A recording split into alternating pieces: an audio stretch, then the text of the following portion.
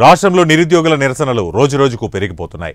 ఇప్పటివరకు DSC group 1 అభ్యర్థులు పరీక్షల నిర్వహణ మార్పులు తమ గలం వినిపించగా తాజాగా గ్రూప్ 2 పరీక్షలు వాయిదా వేయాలని కొందరు నిరుద్యోగులు ఆందోళన నిర్వహించారు. ఈ క్రమంలో దిల్సుఖ్ నగర్లోని రాజీవ్ చౌక్లో నిరుద్యోగులు పెద్ద ఎత్తున ర్యాలీ చేశారు. అనంతరం ఆర్టీసీ క్రాస్ రోడ్డులో బైఠాయించి మెరుపు నిరసన తెలిపారు. అభ్యర్థుల ఆందోళనతో ఆర్టీసీ క్రాస్ రోడ్లో వాహనాల రాకపోకలకు తీవ్ర అంతరాయం ఏర్పడింది. ప్రస్తుతం ఉన్న షెడ్యూల్ ప్రకారం పరీక్షలు నిర్వహిస్తే నిరుద్యోగులు గ్రూప్ 2 లేదా గ్రూప్ 1కు మాత్రమే సిద్ధం కావాల్సి వస్తుందని, ఒక పరీక్ష కోల్పోవడం జరుగుతుందని వాపోయారు. గ్రూప్ 2, గ్రూప్ 3 పరీక్షలు షెడ్యూల్ ఒకే సమయానికి ఉండటం వల్ల అలాగే ఈ రెండింటి పోస్టులు పెంచాలని డిమాండ్ చేశారు.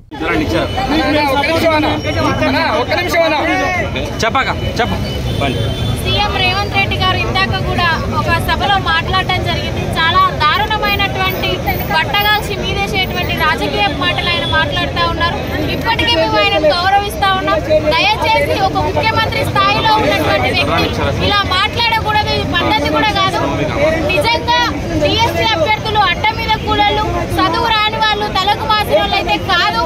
ఇది మమ్మల్ని మేము ప్రూవ్ చేసుకోవడానికి ఎన్ని చేసినా కూడా మీరు దయచేసి మమ్మల్ని నమ్మట్లేరు. ఇప్పటికైనా మమ్మల్ని నమ్మండి. ఎవరో డబ్బులు ఇస్తే మేము వచ్చి అర్ధరాత్రి రోడ్డు మీద కూర్చోవాల్సినటువంటి అవసరం మాకు లేదు. మేము ఆ రోజు కాంగ్రెస్ పార్టీ ప్రచారంలో తిరిగినాం, మిమ్మల్ని ఈ రోజు గద్దెనెక్కించినాం. మమ్మల్ని బయట అడుగు పెడితే అరెస్టులు చేసేటువంటి విధి విధానం ఈ రోజు కాంగ్రెస్ పార్టీలో కొనసాగుతుందని కూడా మేము ఊహించలేదు. దయచేసి మీరు గ్రూప్ 2కి డిఎస్సీకి మధ్య లింకు పెట్టకండి. మీరు పెట్టాల్సింది టెట్కి డిఎస్సీకి మధ్యలో గ్యాప్ ఎంత ఉందని చూడాలి, అంతేగాని డిఎస్సీకి గ్రూప్ 2కి మధ్య గ్యాప్ ఎంత ఉందనేది కాదు. దయచేసి ఈ పాయింట్ని గుర్తుపెట్టుకొని కేవలం 25 రోజుల సమయం ఇచ్చి అందులో 3 ఎగ్జామ్స్ పెడితే ఎవరు సార్ మీకు డేట్లు ఇచ్చింది? మీకు డేట్లు ఇచ్చిన కమిటీ ఎవరు? మీరు ఏ కమిటీని నియమించారు? మీకు డేట్లు ఇచ్చిన ఎక్స్పర్ట్ ఎవరు? వాళ్ళని ఈ రోజు మాకు చూపించండి. లేకపోతే మీకు చర్చలు జరిపింది ఎవరు? మీరు చర్చలు జరిపితే మీ దగ్గరకు వచ్చిన డిఎస్సీ అభ్యర్థులు ఎవరు? మీకు మిస్గైడ్ చేస్తా ఉన్నారు. ఇప్పటికీ చెప్తా ఉన్నా, కాంగ్రెస్ పార్టీ కొంతమంది నేతలతో నష్టపోతుంది, నష్టపోబోతుందని కూడా మేము హెచ్చరిస్తా ఉన్నాం. ఎందుకనంటే ఇప్పటికీ మీకు వాళ్ళు చీడ పురుగులాగా పట్టుకొని ఉన్నారు. మిమ్మల్ని చాలా మిస్గైడ్ చేస్తా ఉన్నారు. గ్రౌండ్ లెవెల్కి వచ్చి మీరు ఆలోచించండి. మీకు ఇంటెలిజెన్స్ రిపోర్ట్ వస్తూ ఉంది, మీకు న్యాయ నిపుణుల కమిటీ రిపోర్ట్ వస్తూ ఉంది, మీకు ప్రొఫెసర్లు కూడా చెప్తా ఉన్నారు. ఇదే మీ వడ్డమీది కూలలం అయితే మీ తీర్మానం వల్ల ఎగ్జిట్ పోల్ పెడితే 84% మంది వాయిదా వేయాలన్నారు.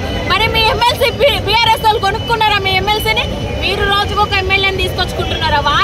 వాళ్ళని అడగండి. మేము కాదు చదువురాని వాళ్ళం. దయచేసి చాలా పద్ధతిగా మాట్లాడండి. మీరు ఎవరెవరికో లింకులు పెట్టొద్దు. నిరుద్యోగులందరూ నిరుద్యోగులే. దయచేసి ఈ విషయాన్ని గుర్తుపెట్టుకోవాలి. మమ్మల్ని బయట పెడితే అరెస్ట్ చేసేటువంటి నేతృత్వ పాలనకు మీరు ఈ రోజు తెగబడి ఉన్నారు. అంతగానో తెగించొద్దు. దయచేసి అందరం మేము శాంతియుత నిరసనమే చేస్తా ఉన్నాం. ప్రభుత్వ వ్యవస్థకి కానీ ప్రజాపాలన అని చెప్తా ఉన్నారు. మీ వ్యవస్థలో ప్రజాపాలన ఈ విధంగా కొనసాగించడం పద్ధతి కాదు.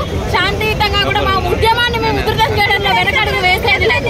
దయచేసి మీరు ఇప్పటికైనా మా అభ్యర్థులను మన్నించి ఆర్టికల్ వచ్చినట్టు కూడా స్లాట్స్ బుక్ అయినాయి కాబట్టి మేము వాయిదా వేసేది లేదని చెప్తా ఉన్నారు. స్లాట్ బుక్ అయినా కూడా సెప్టెంబర్ లో మాకు డిఎస్సీ పెట్టండి, అక్టోబర్ లో గ్రూప్ 1 మెయిన్స్ పెట్టండి, డిసెంబర్ లో గ్రూప్ 2 పెట్టుకోండి. దయచేసి మాకు 45 రోజులైన సమయం ఇవ్వండి. స్లాట్ బుక్ అయినా కూడా మీరు వెనక్కు తీసుకొని ఆఫ్లైన్ లో కూడా ఎగ్జామ్ పెట్టేటువంటి ఛాయిస్ ఉంది. దయచేసి సమస్య పరిష్కారం గురించి ఆలోచించండి, కానీ ట్యూషన్ల గురించి ఆలోచించొద్దు. ఇది పద్ధతి కాదు.